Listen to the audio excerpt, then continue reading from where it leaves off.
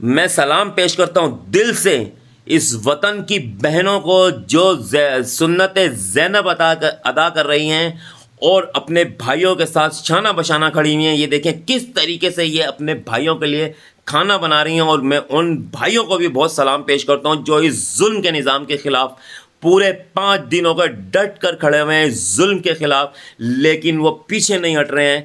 تاریخ میں ان کے ساتھ 3 دن پہلے جو واقعہ پیش آیا ہے, کس طریقے سے ان کے بھائیوں کو شہید کیا گیا ہے, اس کے باوجود وہ ثابت قدم رہے اور ظالموں کے آگے ڈٹ کر کھڑے رہے.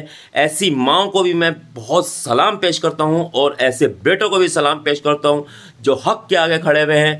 کشمیریوں نے واقعی میں دنیا کو بتا دیا کہ وہ اپنے حق کے لیے کھڑے ہو سکتے ہیں اور وہ اپنا حق لینا جانتے ہیں. اور انشاءاللہ فتح ان کشمیری بھائیوں کی ہوگی, کیونکہ یہ آزاد کشمیر بھی ہمارا ہے, یہ پاکستان کا حصہ ہے اور یہ پاکستان بھی ہمارا ہے. انشاءاللہ ظالم کا ایک دن خاتمہ ضرور ہوتا ہے اور ظلم کا بھی خاتمہ ہوگا اور ان ظالموں کا بھی خاتمہ ہوگا. اور انشاءاللہ وہ وقت دور نہیں جب یہ کشمیری اور پاکستانی ایک ساتھ نکلیں گے. پاکستان زندہ باد.